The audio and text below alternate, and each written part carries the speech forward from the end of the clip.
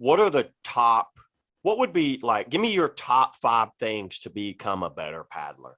Let's say I've hit a wall. I've been kayaking. Yep. I'm like, Johnny, I've been paddling for about a year. I just feel like I still suck.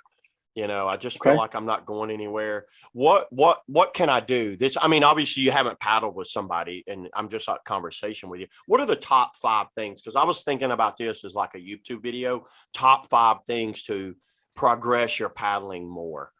I'd like to hear your opinion on this because I've got an opinion on it, but I'd like to hear your opinion on it. Yeah, for sure. And I'd be interested to hear what you I think, already know how Wade. to roll. I have a solid roll. Yep. I just feel like I just, for whatever reason, I'm stuck on just the Akoi and I want to do like harder stuff. How do I get there? I think, the first thing to address is what routine they're in. I know a lot of paddlers that's all they do is they go to the Akoi. They run the same lines, the same booths, That's right? true. So I talk purpose. What's your purpose? Okay. I'm going to kayak today. My purpose is going to be I'm going to catch every eddy deep into the eddy, right? Drive deep and be where I want to be in the eddy, okay? And then the purpose the next day, maybe I'm going to shred every single wave. I'm going to front surf, side surf, whatever. Maybe the next day I work on cross bows, but just having a purpose. So purpose and being goal oriented would be the first thing, getting out of a routine. Another thing is surround yourself with people that are as good or better than you, and push it in a way that's safe and supporting for each other. So for instance, you go and you run guerrilla. Well, set safety at guerrilla. Talk about scouting. Come up with a plan in case you crash and burn, right? Instead of just routing through it, because then that makes the entire community look like a bunch of idiots. Look like a bunch of. Does that make sense? Yeah. Yeah. No, yeah. The third thing would be get instruction. I mean, the American Canoe Association, they have set guidelines and course recommendations that make the instructors have a keen eye for assessment and feedback, if that makes sense. And yes, some instructors are better than others, but instruction, just having someone with a keen eye to provide you feedback is going to make you a better kayaker, right? Another thing, what was that? Number 3. Number 4 is time in the seat. You got to spend time in the damn seat. Yeah. You can't just right? be once a month, the weekend warrior type, and then think, oh, why am I not getting better? I want to go do, West Prong in the Smokies. And I just don't feel, I'm like, well, you've only been in the boat 5 times in the past 8 months. Yeah. And then the fifth thing, which sometimes I struggle with, is change the craft and change the venue. So variability. I feel like I'm the best kayaker when I sling ends, when I play boat, when I do attainments and go creeking. And I know that sounds like a big time suck, but having that variability keeps that's me well-rounded, sharp what I at call paddling. it. Right. Yeah. I think I those are feel the like best paddlers, in my opinion.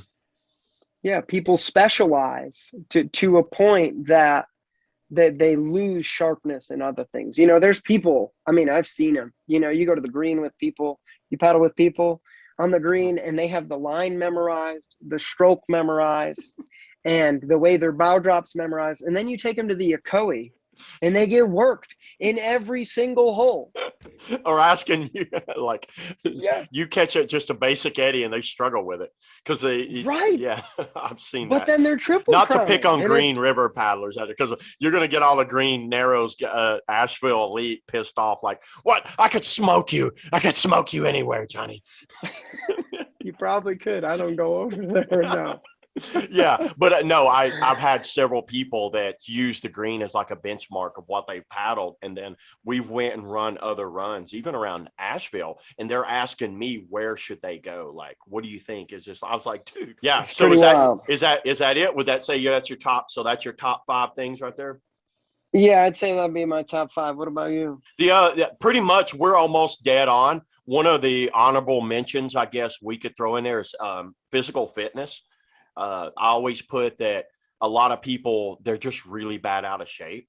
And I've seen them, you've seen them, and they just gas out, and they might be solid paddlers. They just get gassed out. They get worked in a hole and they swim because they're too damn tired.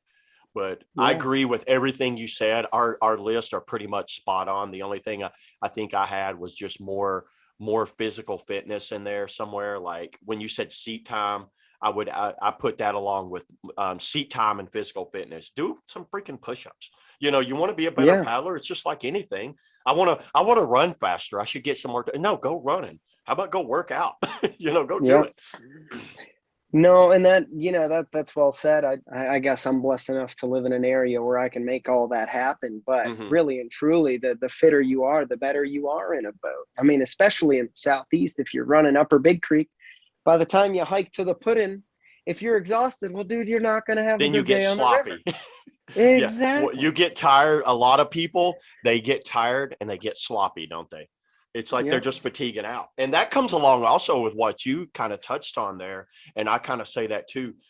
Do the variety craft. You'll see me in a slicey boat, a half slice, a creek boat, and a long boat on any given day. I love Yeah. throwing ends one day, and then I could be doing attainments the next. And I have Yep. fun doing all that. But it also keeps my skill set sharp.